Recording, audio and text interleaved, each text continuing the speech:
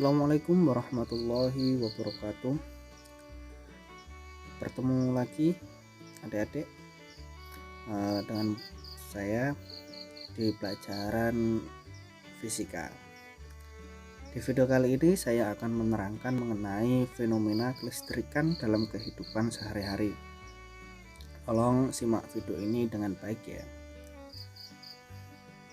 Tujuan pembelajaran kita kali ini yang pertama adalah mengidentifikasi fenomena kelistrikan dan pemanfaatannya di kehidupan sehari-hari menggunakan alat dan bahan sederhana yang ada di sekitar kita. Kemudian yang kedua, menganalisis fenomena kelistrikan, muatan listrik dan gaya Coulomb.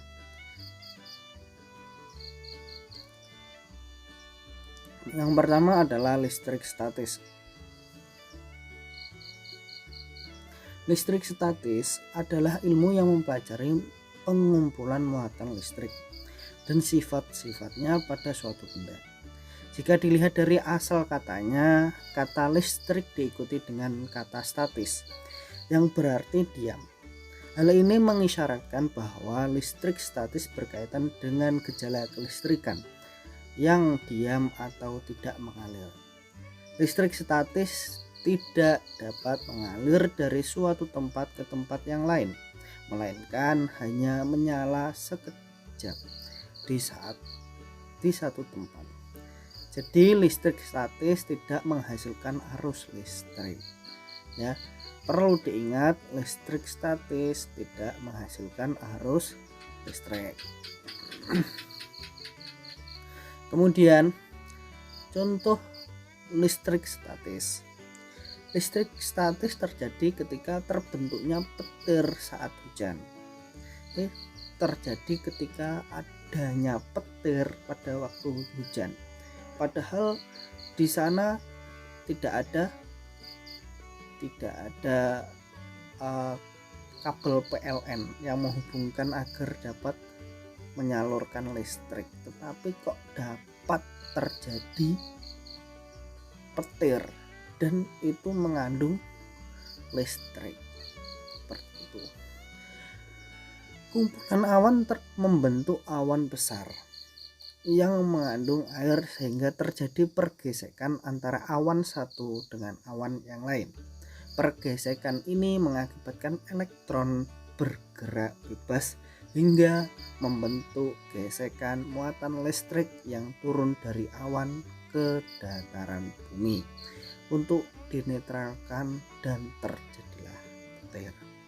Maka perlu diketahui bahwa ketika ada petir,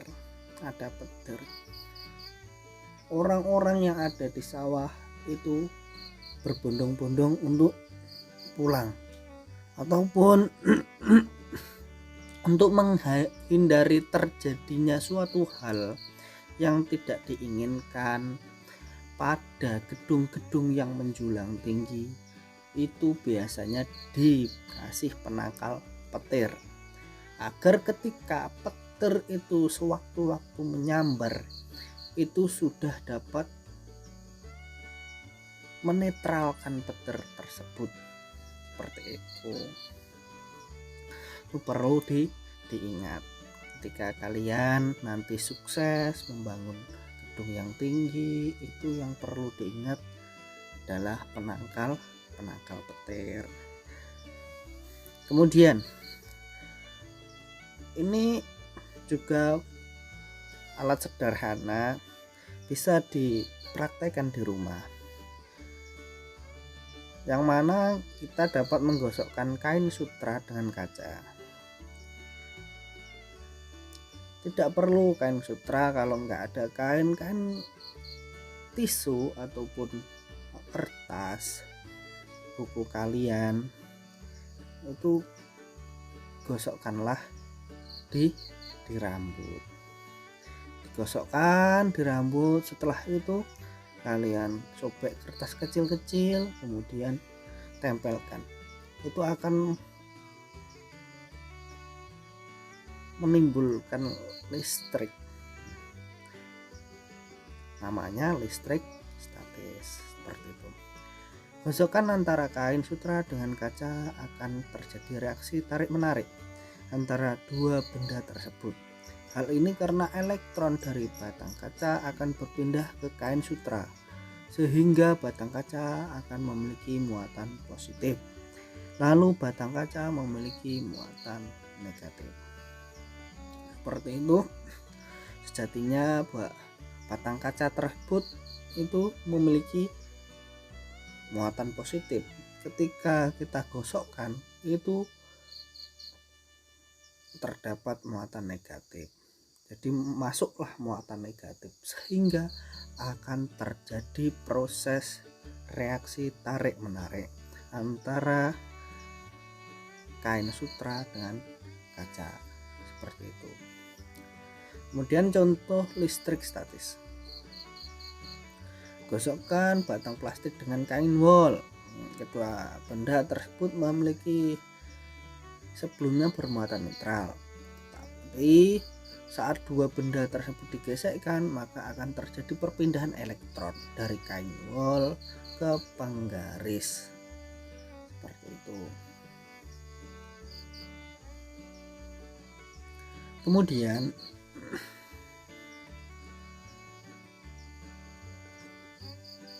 hal ini menyebabkan penggaris plastik memiliki muatan negatif dan kain wol memiliki muatan positif. Tangan didekatkan dengan layar televisi. Ketika tangan didekatkan ke layar televisi yang bisa saja dimatikan, maka rambut halus yang ada di tangan akan berdiri. Ini termasuk dalam listrik statis. Coba aja. Ketika ada televisi mau dimatikan, tangan kamu dekatkan. Kemudian setelah didekatkan, itu matikan televisi. Itu akan terjadi tarik menarik. Coba aja di rumah seperti itu. Karena itu dapat dipraktekkan di rumah. Kemudian muatan listrik. Dua jenis muatan listrik yang muatan positif dan muatan negatif. Jika dua benda bermuatan listrik yang sejenis, misalnya positif dengan positif dan negatif dengan negatif, maka benda tersebut akan saling tolak menolak. Jika dua benda bermuatan tidak sejenis, yaitu positif dengan negatif, maka dua benda tersebut akan saling tarik menarik. Peristiwa tolak menolak dan tarik menarik suatu benda tersebut disebut interaksi elektrostatika ataupun interaksi elektrostatik atau interaksi muatan listrik diam ataupun tidak mengalir. Seperti itu ya. Jadi saya ulangi, jika ada dua benda bermuatan listrik yang sejenis, positif dengan positif ataupun negatif dengan negatif, maka benda tersebut akan saling tolak menolak. Ketika ada dua benda yang sejenis ataupun yang tidak sejenis, positif dengan negatif, maka benda tersebut akan saling tarik menarik. Peristiwa tolak menolak dan tarik menarik suatu benda tersebut itu dinamakan interaksi elektrostatik atau interaksi muatan listrik diam tidak mengalir. Seperti itu ya. Pada ilustrasi gejala elektroskop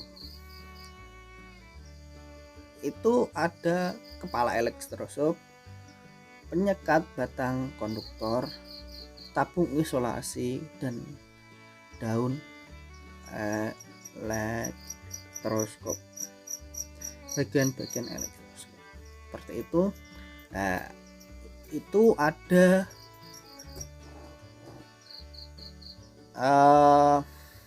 magnet positif dan negatif.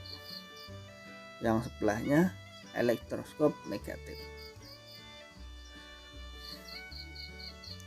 Kemudian hukum Coulomb. Hukum Coulomb adalah besaran suatu gaya tarik menarik atau tolak menolak yang terjadi dirumuskan dalam hukum Coulomb yang dinyatakan oleh Charles Augustin de Coulomb pada tahun 1786 sebagai berikut. Gaya antar dua muatan listrik sebanding dengan masing-masing muatan dan berbanding terbalik dengan kuadrat jarak antara kedua muatan tersebut. Saya ulangi, gaya antar dua muatan listrik sebanding dengan besar masing-masing muatan dan berbanding terbalik dengan kuadrat jarak antar kedua muatan tersebut. Hukum Coulomb. Hukum Coulomb adalah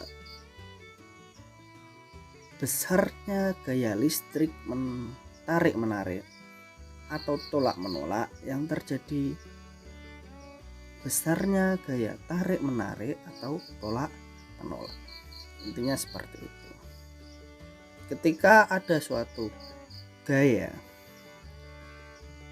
yang mana gaya tersebut tarik menarik ataupun tolak menolak, itu disebut hukum Coulomb. Ketika kita memiliki suatu hubungan dengan seseorang yang kita cintai, terjadilah suatu gaya yang dinamakan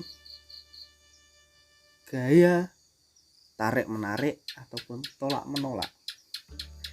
Kok bisa seperti itu? Ketika ada suatu hubungan yang mana hubungan tersebut berjalan dengan baik, itu akan terjadi suatu ikatan yang menimbulkan suatu tarikan sehingga terjadilah tarik menarik. Kemudian ketika ada suatu permasalahan di dalam suatu hubungan tersebut, maka akan terjadilah tolak menolak. Itu yang dinamakan hukum Coulomb. Dirumuskan dalam hukum Coulomb yang dinyatakan oleh Charles Augustin de Coulomb pada tahun 1786 sebagai berikut. Gaya antar dua muatan listrik sebanding dengan besar masing-masing muatan dan berbanding terbalik dengan kuadrat jarak antar kedua muatan. Jadi saya ulangi, gaya antar dua muatan listrik itu sebanding dengan besar masing-masing muatan dan berbanding terbalik dengan kuadrat jarak antar kedua muatan. Berbanding terbalik dengan kuadrat jarak antar kedua muatan. Jadi misal ada suatu gaya di antara kedua muatan, kemudian sebanding dengan besar masing-masing muatan tersebut dan berbanding terbalik dengan kuadrat pada jarak antar kedua muatan, seperti itu. Kemudian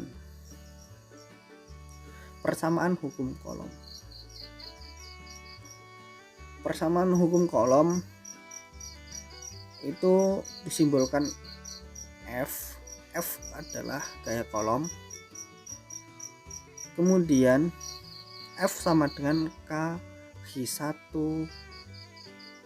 kali Hi2 per R kuadrat.